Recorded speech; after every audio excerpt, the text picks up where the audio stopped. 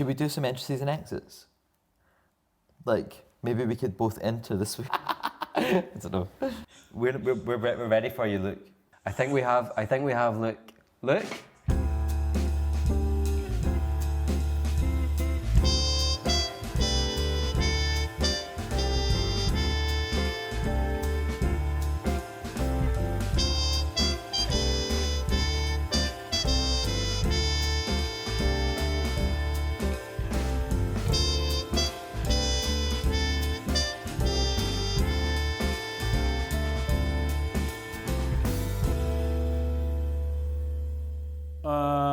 Welcome everyone. We're going to be doing the return of Being Candid.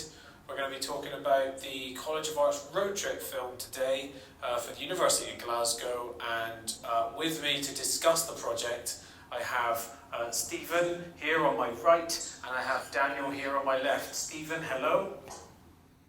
Hello, Luke. And Daniel, hello.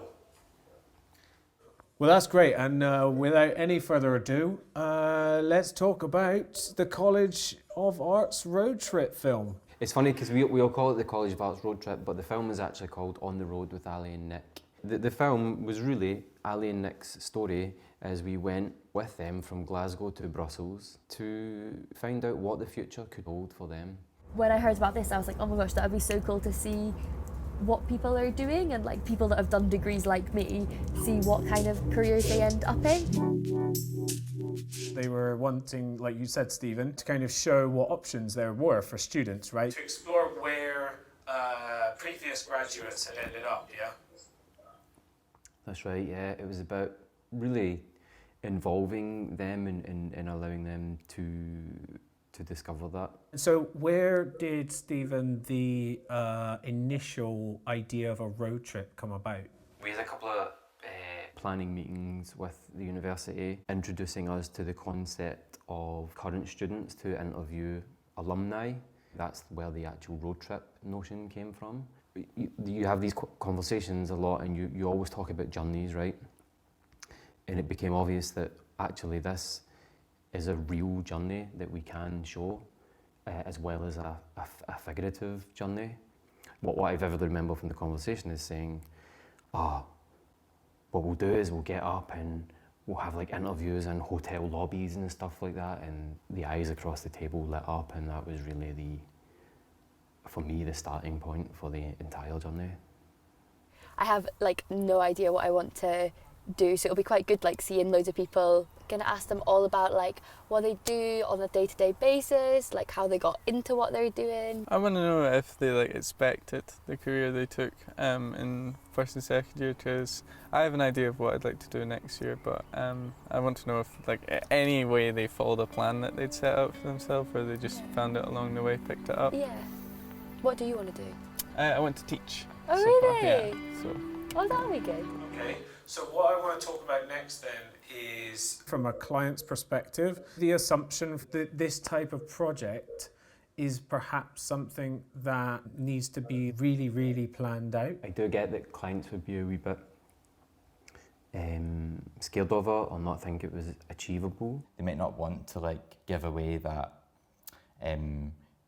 key messaging thing, right, where they don't get to write a script and this is the thing that needs to be said, but actually that they find the key messaging and the choices they make around these conversations about like who are they going, like what is the destination, what are the kind of prompts, but actually you can take these things and kind of run with them and see where they go. Allowing the current students to ask the questions, I think it changed what the alumni said and how they framed their experience.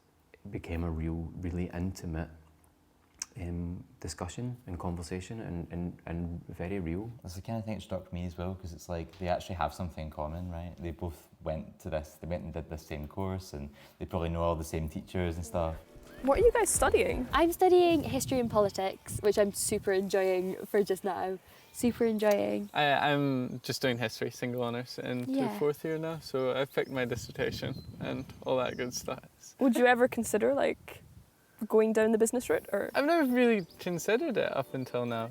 I think a lot of clients might fear that we'll just turn the cameras on and people just talk. Like, but actually, like you have created a purpose, you've created a motivation, you've created a situation. That's the key message, right? And then everything else kind of flows from there. Do you think that there's something to learn from doing a project like this that is then going to impact how you look at projects in future? Obviously, there are some projects where it's like, okay, we actually just really need to communicate this specific message. But there's definitely scope for that, for this kind of College of Arts way of working to be applied for other things, especially if it's about discovery, if it's about a new thing. It's moving away from that typical corporate comms into something that's more like what we're used to seeing on television and documentary, rather than just what usually happens, which is like, oh, we've already got this PowerPoint presentation. You need to sort of think about like the fact that you're actually working with a different medium, and then start building something new from there, but building an idea that is going to serve the needs of that project the best. I really like Camden. Really Being busy, in- really yeah. beautiful. I could definitely imagine like living somewhere like this. I really like being here. Okay, so to conclude then, I think I would ask both of you, Stephen and then Daniel, would you like to work on a project like this again? I think I would start by saying I'm really proud of this project. Of course, I would love to work on projects like this in future. Yeah, I totally agree. I thought it was fab, totally fab. It was quite an exciting project because like you were able to just dive in, you know what I mean? You've got so much to respond to, you know, where we can literally just press record and it's just unfolding, it's just there. That was really liberating. When the crew are like, are you getting this? Are you getting this? Yeah. You know? And like that's something that would happen on a project like that. Exactly. This is also why we need to learn BSL, because if you can sign, you don't have to speak.